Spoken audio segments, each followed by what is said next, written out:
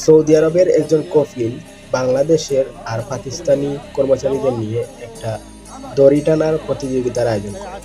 তো এক সাইডে রয়েছে বাংলাদেশি কর্মচারীরা, অন্য সাইডে রয়েছে পাকিস্তানের কর্মচারীরা। তো বাংলাদেশিরা নাকি পাকিস্তানিরা বেশি শক্তিশালী সেটা দেখার জন্য সে দড়ি টানার প্রতিযোগিতার আয়োজন করে। তো ডান দিকের এরা হচ্ছে বাংলাদেশি আর বাম দিকের এরা হচ্ছে পাকিস্তানি। তো কাদের বেশি শক্তি এটা দেখার জন্য এই কপিল আয়োজন করে। তো ভিডিওটিতে দেখা যায় পাকিস্তানিরা অনেকটা শক্তিশালী।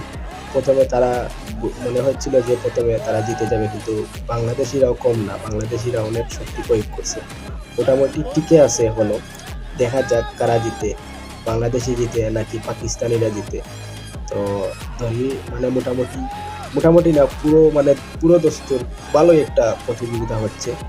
দুইজনের মানে মানে টক্কর মানে ভালো একটা টক্কর হচ্ছে, সমানে সমানে খেলা হচ্ছে কিন্তু।